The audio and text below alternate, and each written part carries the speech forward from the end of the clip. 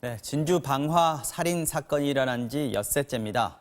어제 5명의 희생자 가운데 1명의 발인식이 진행됐습니다. 이런 가운데 안인득이 참극을 벌이기 약 3년 전부터는 조현병 치료를 아예 중단한 것으로 파악되면서 관리가 너무 허술했던 게 아니냐 이런 지적이 나오고 있는데요. 임방글 변호사 모시고 자세한 얘기 나눠보겠습니다. 어서 오십시오, 변호사님. 안녕하세요. 자, 안인득이 진주의 한 정신병원에서 68차례나 조현병 관련해서 진료를 받았다 이런 기록이 나왔는데요.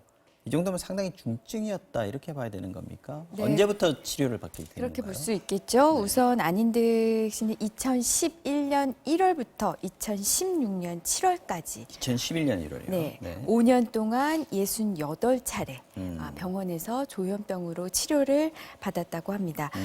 중간에 그 치료 도중에 중간에 그 치료 받기 전인 2010년에 네. 그때 사건이 하나 있었던 큰 거죠. 사건이 하나 네. 있었죠. 기분 나쁘게 나를 쳐다본다라고 하면서 이제 흉기를 휘둘러서 네. 그 사건으로 이제 재판을 받다가 그때 공주치료감호소에서 이제 정신 감정을 받았고요. 그때 처음 이제 이 사람이 조현병이구나라는 게 확인이 된 거였군요. 네, 맞습니다. 치료감호소에서. 그래서 치료감호소에서 수개월 있다가 나온 다음에 집행유예 선고 받았습니다. 네. 그래서 감호소에서 나온 다음에 그 다음에 이제 또 계속 병원 치료를 받았던 것이죠. 그게 말씀드린 대로 5년간 68차례 치료를 받았는데 2016년 7월까지입니다. 그러니까 2010년 7월까지라고 하면 바꿔 말하면 그 이후에는 없었다는 거네요. 치료 그렇죠. 기록이.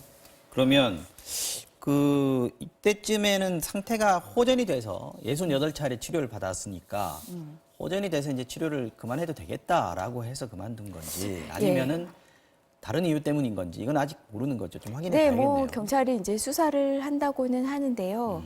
얼마 전에 한 언론에 보도된 이 안인득을 치료했던 그 의사의 그 인터뷰에 의하면 그게 이제 있었습니까? 한 병원에서 본인이 이제 계속 몇 년간 치료를 하다가 본인이 네. 다른 그 치료했던 의사가 다른 병원으로 옮겼는데 그 다음에 이 안인득이 병원을 나오지 않은 것으로 알고 있다. 치료를 그러니까 받다가 원래 진료를 했던 의사는 다른 병원 옮긴 줄로 알고 그렇죠. 있었는데 아니요. 의사가 다른 병원으로 옮겼고요. 그 의사가. 이후에 나를 치료하던 계속 받고 주치의가 있는 줄 알았는데. 없어졌네. 이제 옮겼네. 하여튼 그 이후에 이제 진료를 받지 않았다라고 하는데요.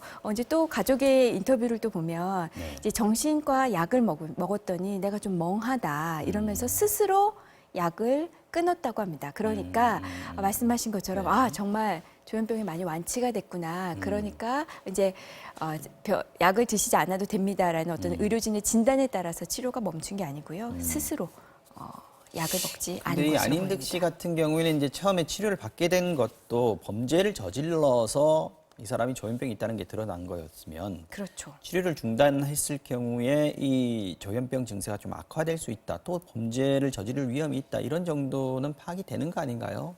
그 이후에 좀 관리가 부실했던 거 아닌가 이런 지적들이 있는데 어떻게 생각하십니까?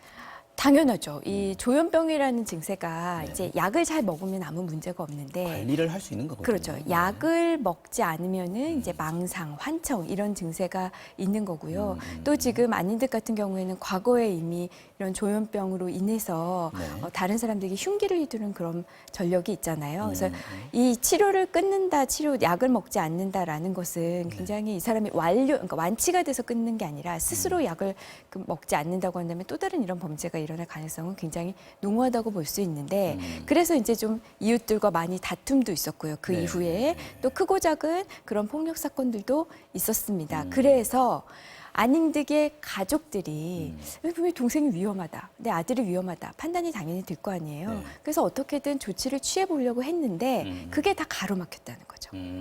어떤 식으로 가로막힌 겁니까? 친형이 정신병원에 처음에 강제로 입원시킨 적이 있다면서요. 이게 네, 이제 그것은, 공주치료가면서 나오고 나서 바로 나오고 직후죠? 나서 우선 입원을 했는데 그때 당시에는 지금보다는 좀 규정이 완화된 상태였기 때문에 이제 그때는 입원이 됐는데 그 사이 당시에 강화된 거죠. 당시에 이 안인득이 굉장히 가족에게 불만이 있었다는 거예요. 근데 저도 주변에서 이제 유사한 그렇죠. 사건들을 네. 보면 나는 이 환자들의 특징이 나는 병이 없다고 생각하시는 분들 많거든요. 나는 멀쩡한데 가족들이 나를 강제로 입원시켰다 하면서 이제 불만이 많아요. 네. 그러니까 만약에 그렇게 다 낫고 나서 퇴원하면은 또 모르겠는데 나와서도 그 병세가 완전히 다 완치되지 않은 상태에서 가족이 지금 이 환자를 설득해서 다시 입원시키기는 굉장히 어렵거든요. 왜냐하면 환자는 스스로 예전에 자기가 부당하게 입원당했다고 생각을 하기 때문에 그래서 이후에도 이제 계속 치료를 안 받고 이제 본인이 약을 끊고 네. 이제 문제를 일으키니까 이제 다시 가족들이 입원시키려고 이제 이 범행이 일어나기 직전까지 굉장히 노력을 했는데 지금 현재 규정에 다 막혔다는 거예요. 우선 자의적으로 입원하는 건 불가능합니다. 본인이 싫어하니까, 거부하니까. 그러면 이제 우리 규정을 보면은 보호자가 신청하는 경우가 있어요. 근데 네. 보호자가 신청하려면 전문의 2명의 진단이 필요합니다. 전문의가 어떻게 진단을 합니까? 뭐 직접 일단 데리고 대면을 가야 하거나, 하는 거죠. 네. 대면을 하거나 최소한 이 사람이 이런 치료를 받은 적이 있다라는 걸 해야 되는데 지금 의료 기록도 당사자 내지는 당사자로부터 위임을 받은 사람, 을 받아야 된다. 네, 이런 사람 아니고서는 병원에서 내주지를 않는 거예요, 기록을. 그러니까 지금 이 가족이 지금 우리 동생이 치료받았던 것 좀 내주세요라고 했을 때 병원이 거절을 하는 거죠. 과거의 기록이 있으면 강제 입원에 대한 어떤 근거가 될 수 있는데 그렇죠. 그 기록을 받는 게 힘들었다는 거예요. 그렇죠. 그게 하나 안 됩니다. 네. 또 다른 규정이 뭐가 있냐면은 지자체장이 또 입원을 시킬 수 있는 행정 입원이 있는데요. 예를 들면 진주시장이 입원을 시킬 수 있다는 네, 거죠. 물론 그 전 단계가 있습니다. 경찰이 그걸 보고 전문의에게 의뢰하고 전문의가 다시 지자체장에게 이렇게 경계가 있는데 이 과정이 있는데 그 과정을 다 지키는 거를 지키고 안 지키고를 떠나서 문제는 이 비용이 이때 드는 입원 비용은 지자체가 부담하도록 되어 있다고 합니다. 지자체장이 입원시켰을 경우에는 지자체가 비용을 부담해야 그렇죠. 된다. 근데 따로 예산이 책정돼 있지 않다고 그래요. 그러니까 이것은 사문화될 수밖에 없군요. 거의 사문화죠. 있으나 마나한 규정이죠. 그 외에 이제 마지막으로 응급 입원이라는 게 있습니다. 이거는 앞서 설명해드린 입원 절차를 하기에 시간이 너무 촉박할 때, 생명의 위협이 그렇죠. 있거나. 이 사람이 당장 굉장히 위험해 보일 때, 이럴 때인데 이럴 때는 경찰 1명 그리고 의사 1명이 신청을 입원을 시킬 수가 있는데 문제는 경찰에 이렇게 의뢰가 들어갔을 때 이제 뭐 안임득을 이제 붙잡아서 물어봤을 거 아닙니까? 왜 이런 폭력을 저질렀느냐 안 저질렀느냐 물어봤을 때 다 본인이 인정을 했다라는 거예요. 그러니까 경찰에서는 이걸 급박한 상황으로 보지 않는 거죠.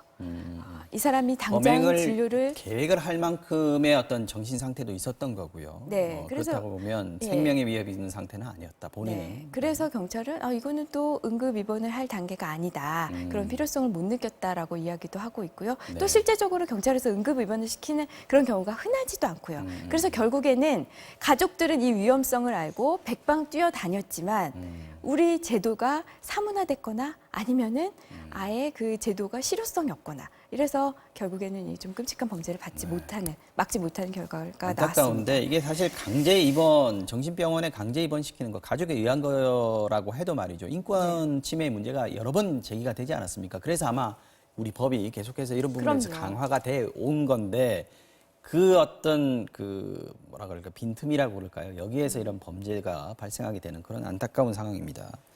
70대 노모가 있습니다. 취재진에게 아들에 대해서 조금 더 봐주지 말고 벌해주세요. 절대 봐주지 말아야 합니다. 간곡하게 부탁드립니다. 이게 어머니가 아들에 대해서 한 네. 얘기예요. 이게 굉장히 좀 아픈 상황인데 맞습니다. 근데 그런 걱정들을 합니다. 심신미약에 의해서 형량 감경이 되지 않겠느냐 이런 우려들 하시는 분이 있거든요. 가능성이 어느 정도 됩니까? 조현병으로 인해서 저 지금 이웃들이 나를 해치려고 한다 이렇게 착각을 하고 네. 내지는 이 이웃들이 나를 괴롭힌다라는 어떤 망상을 가지고 이런 범죄를 저지른 게 설사 입증이 된다고 하더라도 이걸 참작한다고 하더라도 저는 무기징역 내지는 거의 무기징역에 비할 수 있을 만큼 굉장히 장기의 유기징역이 내려질 것으로 보이고요. 우선 네. 사회와의 격리는 막지 못할 것 같습니다.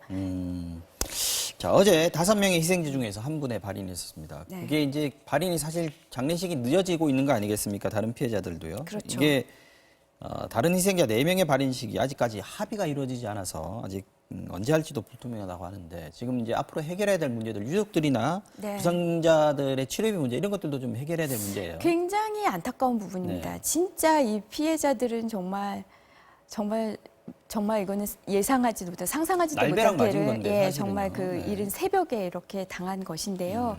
지금 유가족들은 이것은 국가 재난이다, 국가 인재다라고 이야기하고 있고요. 거기에 대해서 우리 사회가 또 어느 정도 공감하고 있습니다. 막을 수 있는 인재였는데, 막을 수 있는 참사였는데 막지 못한 데에 대해서는 어느 정도 사회와 국가의 책임이 있다고 보고요. 지금 이분들이 그렇게 경제적으로 여유 있는 분들이 아니에요. 그렇죠. 그리고 아파트 물론 자체가 우리가 좀 그렇습니다. 그냥 법적으로 단순히 보면은 이 가해자에게 아닌에게 손해배상 청구를 할 수 있지만 그게 사실 법적으로만 그렇지 현실적으로는 현실적으로 큰 받아낼 의미가 수가 없지, 없어요. 그죠? 없지 않습니까? 물론 국가에서 법에서 피해자에 대해서 일부 보상해주는 법안이 있기는 하지만 또 네. 그게 굉장히 액수도 적습니다.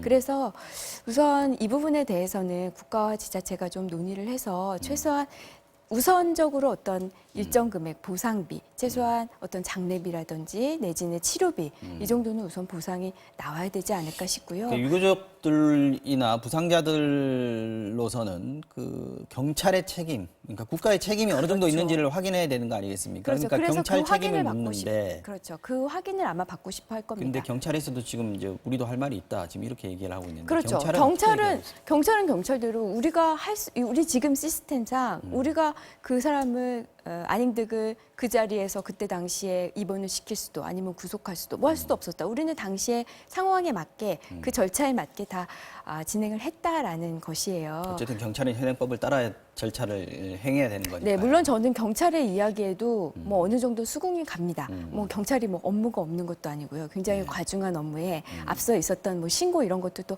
단순 신고들이 많았고요. 뭐 네. 층간소음 뭐 이런 것이라든가 물론 조금 더 경찰이 신경을 써줬다면 이 사람이 과거에 이런 병력이 있어서 이런 병력으로 어떤 범죄도 저질렀고 흉기를 들고 사람에게 휘둘렀던 전력이 있던 사람이네. 이 사람을 내가 이걸로 단순히 뭐 재물손괴로 이렇게 입건을 하면 이 사람 이 이후에도 또 다른 범죄를 저지르지 않을까? 이 사람이 이번에 왜 이걸 저지른 걸까? 조금 더 섬세하게 그러게요. 들어봤다면 네. 예. 그러면은 좀 더 예방할 수 있었을 것 같은데 그렇지 않았다는 점에서 좀 안타까움이 있고요. 그래서 저는 경찰이 이거 저희는 시스템 때문에 다 했기 때문에 우리 잘못이 없다라고 이야기하는 것을 조금 아쉬운 면이 있죠. 알겠습니다. 이게 사건이 벌어지기 전이나 사건이 벌어지고 난 이후나 계속해서 이게 안타까운 점들이 하나둘씩 네. 나오고 있는데 여기까지 듣겠습니다.